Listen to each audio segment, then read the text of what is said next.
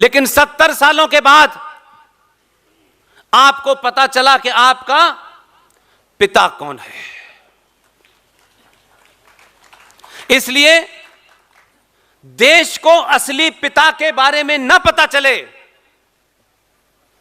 तो इस तथाकथित आजाद भारत में 1958 तक सुभाष चंद्र बोस के घर की जासूसी कराई गई।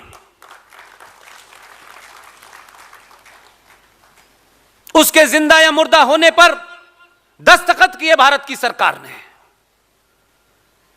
मुझे खुशी है कि कुछ परिवर्तन हमें बड़े नहीं लगते, लेकिन वो परिवर्तन हम में से कोई ना भी रहे, हजारों साल तक इस देश के पुरुषार्थ को बढ़ाएंगे। जब यह काम दिल्ली में हो रहा था तो कुछ लोगों को लगा अभी ये गड़े मुर्दे उखाड़ने की जरूरत क्या है। राष्ट्रों के जीवन में इतिहास अगर गलत हो तो राष्ट्र कभी अपने गौरव को प्राप्त नहीं कर पाता है। देश चलते रहते हैं, भारत टूटा, कई बार टूटा, देश टूटते टाटते रहते हैं, ये कोई बड़ी बात नहीं है। अगर प्रधानमंत्री निवास के ऊपर हमारे दोस्त अनुज धर युवा हैं, बेहतरीन इंसान हैं, अगर उन्होंने अपने जीवन के 10-15 साल न लगाए होते कि सुभाष चंद्र के बारे में इंग्लैंड में, जर्मनी में, फ्रांस में, जापान में कहां कहां वो डॉक्यूमेंट हैं, उन सब को उन्होंने निकाला, इकट्ठा किया। आपके आदमी की खूबसूरती यह है कि वो पद देख के बात नहीं करता है। लंबी बातचीत की, अनुज धर साहब ये समझाने में कामयाब हो गए कि ये जो भी कुछ है सब फ्रॉड है, ये सारे डॉक्यूमेंट हैं। उन्होंने सुना, भूल गए, बात खत्म हो गई।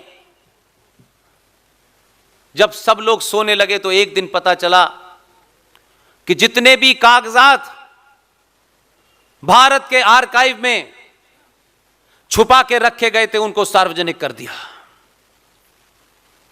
सार्वजनिक होने के बाद लोगों को पता चल गया कि भारत का असली पिता कौन है। और उस असली पिता होने के बाद आप देखिए कि गुजरात में विश्व की सबसे बड़ी लौह पुरुष की एक मूर्ति लगी है।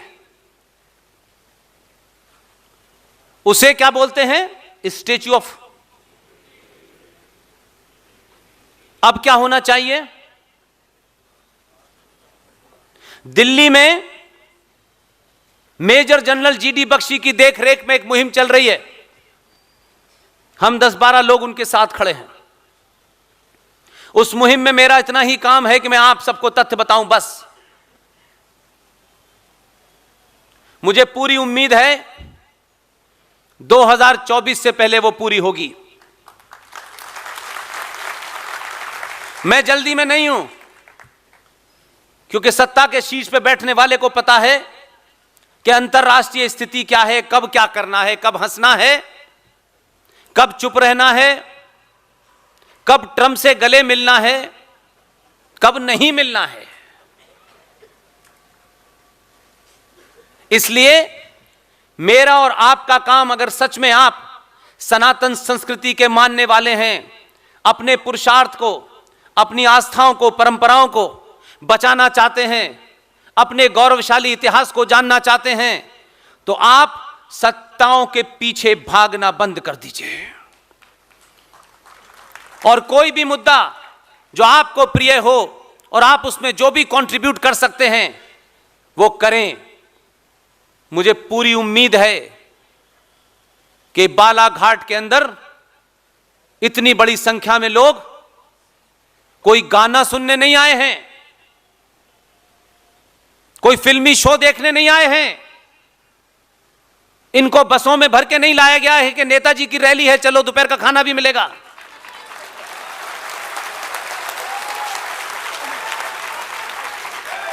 आपकी मौजूदगी, ये हमारी माएं बहनें जो बैठी हुई हैं,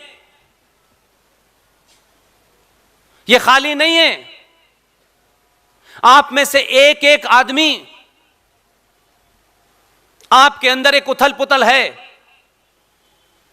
आपको कुछ कुछ रोशनी नजर आने लगी है। इस रोशनी को आप धार देने के लिए यहां आए हैं। आप अपना भरोसा दिखाने आए हैं कि जो भी इस राष्ट्र के लिए खड़ा है, हम उसके साथ खड़े हैं। इसलिए अगर इतना बड़ा मंच नेताजी को मिल जाए तो 20 सूत्रीय कार्यक्रम ही गिनाते रहेंगे वो, और कुछ नहीं करेंगे। और आखिर में बात बात में कहेंगे कि जल्दी आने वाला हूं, अभी चुनाव की घोषणा हो रही है, टिकट मिल जाए फिर आता हूं। टिकट लेकर के जो लोग आपके पास आए, आप कसम खाएं अपने आप से, उस एमएलए और एमपी से, एक भी बात अपने स्वार्थ की मत करिएगा, एक भी बात मत करिएगा। जो आपके जिले के लिए, आपके प्रदेश के लिए, आपके राष्ट्र के लिए महत्वपूर्ण हो, जो काम हजारों साल तक हमारी नस्लों को ताकत देता हो, ऐसी शर्तें रखिए। और अगर वो ना करें तो गली में, मोहल्ले में, सब जगह घेरिएगा। यह लड़ाई सबको लड़नी है। यह सिर्फ जीडी बख्शी और आरएसएन और सुशील पंडित की लड़ाई नहीं है, यह मेरी और तेरी लड़ाई, यह हम सबकी लड़ाई है। इसलिए मैं कहता हूं कि आज की युवा पीढ़ी किताबें पढ़े और उन किताबों में अपने मतलब की चीज ढूंढे। और जब आप वो किताबें पढ़ेंगे तो आपके अंदर एक गौरव की अनुभूति होगी। आपको सड़क चलता आदमी मूर्ख नहीं बताएगा और लोग आपसे कन्नी काटने लगेंगे। मैंने अपने जीवन में 5 चुनाव देखे।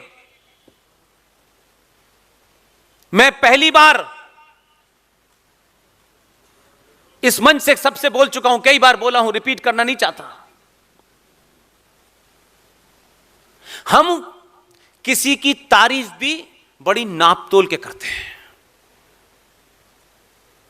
इतनी करें, इससे फायदा कितना होगा। चमचागिरी में अगर टिकट मिलना होगा तो हम मूर्ख को भी जो है कितना बड़ा विद्वान बना देते हैं।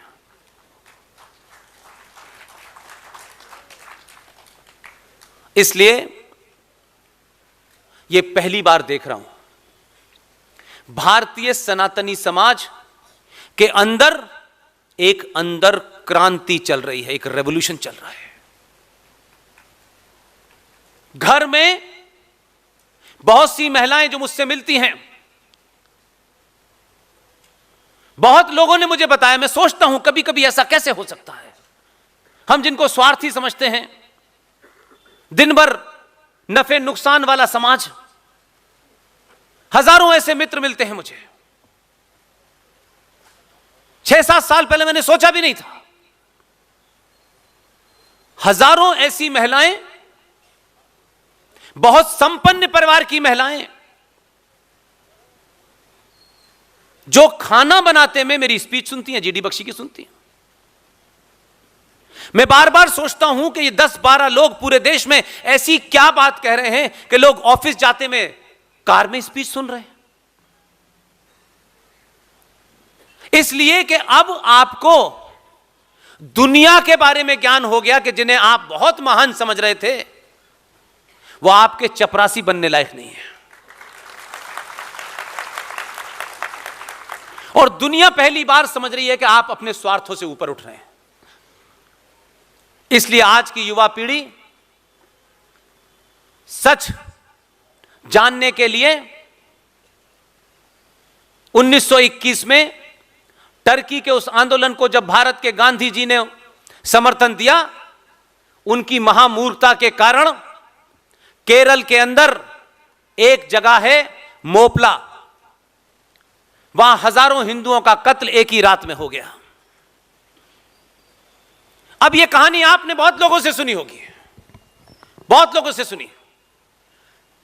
मैंने भी सुनी, लेकिन कोई बताता नहीं है, सिर्फ कहानी सुना देते हैं। ऐसा हुआ था। आज की युवा पीढ़ी को यह घटना इसलिए जाननी चाहिए, इसलिए कि फादर ऑफ नेशन के बारे में हमारे यहां अपशब्द कहने पर लोगों को जेल में डाल दिया जाता है। चलिए मान लें थोड़ी देर के लिए भाई किसी ने अपशब्द कह दिए, मैं सिर्फ इतना ही पूछ रहा हूं, भगवान राम के बारे में, मां सीता के बारे में, लक्ष्मण जी के बारे में दिल्ली विश्वविद्यालय की बीए पास वन के कोर्स में, दिल्ली में जहां बड़े बड़े राष्ट्रवादी बैठे हुए हैं, बीए पास वन के कोर्स में 10 साल तक जे रामानुजम की किताब पढ़ाई गई। जे रामानुजम की किताब में बीए पास वन के कोर्स में लिखा हुआ था, मां सीता का जन्म रावण की छींक से हुआ। भगवान राम के भाई लक्ष्मण के सीता जी से अनैतिक संबंध थे। इस पे किसी को जेल हुई? ये किसी की आस्थाओं के ऊपर चोट नहीं थी। भगवान राम को गाली देना मजाक है, गांधी जी के बारे में अशब्द कहने पे आप जेल भेज देते हैं, यह पाखंड है।